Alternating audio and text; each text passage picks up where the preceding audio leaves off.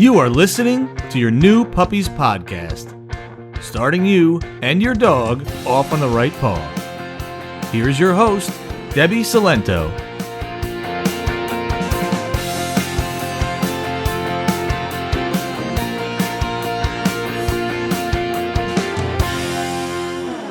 Hello and welcome to episode 79 of your new Puppies podcast. I'm Debbie, and today I'm going to give you some things to look at if you are still struggling with potty training. Now, when I say still struggling with potty training, I mean you've been doing it for a couple months, your dog's, 5 or 6 months by now, and you've either plateaued and you haven't seen any kind of improvement for a while, or maybe you've regressed and you're having multiple accidents a week. Now, by 5 or 6 months, I don't expect your puppy to be fully potty trained. You're still going to have a random accident here or there, even up to a year that could happen. What I'm talking about is, consistent accidents that you can't seem to figure out how to stop. Whenever I have a client or a student come to me and they're just still struggling with potty training, even though they've been doing it for a couple months, there's 3 things that I look at. Now, this could be happening for multiple reasons, but this is where I always start with them. Before we jump into there's just 2 things I want to quickly mention. One, if your puppy has all of a sudden regressed in potty training, like they're having accidents in the crate, they're having accidents all over the place where they never did before, we also want to rule out anything that's physical, like a bladder infection could be causing these accidents, and it has nothing to do with potty training. It's just their body reacting to this infection that they have. Usually they're peeing a lot more often, they're drinking more water, and when they do go, only a little bit comes out. Especially if they've all of a sudden started having accidents in the crate where they never had before. This is something to think about and look at, a possibility that's happening. And the second thing is this is also where we start to look for our dog to be signaling us to go outside. And that's what we actually want.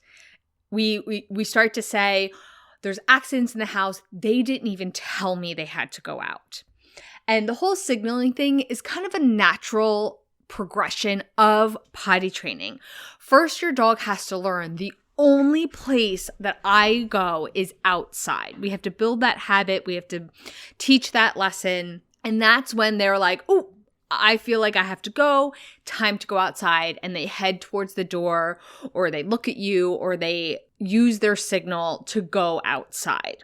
So that's actually the goal when I talk to them is, okay, what's happening that they think that sometimes it is okay to go inside? Because that's why accidents happen. Either we waited too long and they simply physically couldn't hold it, or they just simply haven't learned yet that outside is the only place. Okay? So the first thing is to use the crate more and or supervise more. Okay? I talk about this all the time, especially when you have a brand new puppy. It's, they're in their crate, they're being supervised, or they're outside. But what ends up happening is as they get a little older, maybe they're not napping and sleeping as much, we kind of back off the crate a little bit, which is fine, except when we're still struggling with potty training. Because the crate not only prevents the accidents, it teaches them to hold it. Because just because your puppy can hold it doesn't mean they know they should. And the crate teaches them how. Or it could just come down to you need to supervise them more. Eyes on dog, because you also want to be catching the accidents if and when they do happen. That is essential so you can interrupt it and get them outside. And by interrupting, I just mean, scooping them up. I clap at them, give them an because we do not punish for having accidents inside because your puppy does not know that they're doing something wrong. And then we get them outside and then praise them for going outside so they know this is what I want. Not here, out here. Okay, this is usually a big one because sometimes we can underestimate how essential the crate is to potty training, especially as our puppy gets older. The other thing you can do is use a tether. Tether your puppy to you. This doesn't work for all dogs. Some of them will still have an accident right at your feet. Say if you're distracted, answering emails, looking at your phone, cooking dinner, whatever it is. But a lot of dogs will want to kind of scoot away from you to have their accident. So kind of like their crate, they're more likely to hold it if they're right next to you. So if they're still having accidents at your feet, then the tethering isn't going to work. We're going to have to stick with the crate. Now, number 2 is looking at the water. When we have a brand new puppy and we're potty training, I recommend controlling the water. But this is one of the big things that I know a lot of people struggle with because they want to give their puppy fresh water all the time. And here's the thing. You can offer it to your dog as much as you want. You can offer it to them every 10 minutes if you want. I just want you to know exactly when your dog drinks. Because if you go outside, they go to the bathroom, yay, you come inside and you give them freedom, but they immediately drink some water, then there's an accident 10 minutes later and you're like, what happened? So we just want to make sure we are aware every time our dog takes a drink.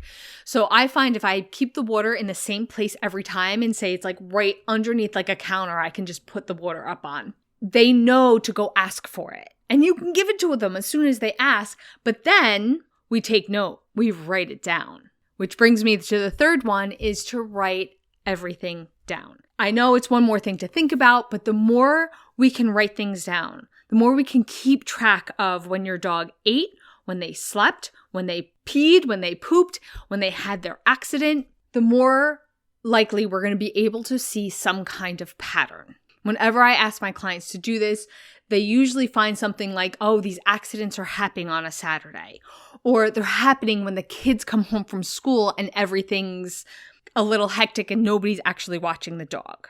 Or it can happen or it's happening when we're watching TV at night because nobody's watching the dog. This can be especially helpful when you have multiple people in the household that are taking the dog outside, supervising her, feeding him, giving them water. Then everybody can keep track when there's one list in the main room of the house. Okay, these are things I talked about in my potty training episode, which is episode 10. That's where I give you my complete guide to potty training. I've talked about them before. But if you are struggling with potty training and you just came straight to this episode, these are the 3 places I start with. If you don't think these were help or you tried and they didn't help, then check out the other episodes I have on potty training. I will link to them in the show notes. And remember, I don't expect your dog to be potty trained by 5, maybe even 6 months. If you're still having random accidents or you can always explain the accident. It's like, oh yes, they have accidents, but it's when I'm not supervising. Then we know what to do. This is specifically for people who are like, I've been trying, I don't know what's going on. I can't explain these accidents. These are the 3 things to look at. Because as our puppy gets older, we start to back off some of the things we were more diligent about when they first came home. And these are the things that I find are the most effective if we can either start or get back to. And that is all I have for you today. If you are enjoying this podcast, you can rate and review it wherever you listen. If you would like to continue training with me, you can check out my website at playtimepause.com, where you can find my virtual sessions, my digital program, Playtime Pause Academy, and in-person sessions. Just click on services in the menu and you can see your options. Otherwise, I'll see you here next time. Thank you so much for listening. Bye for now.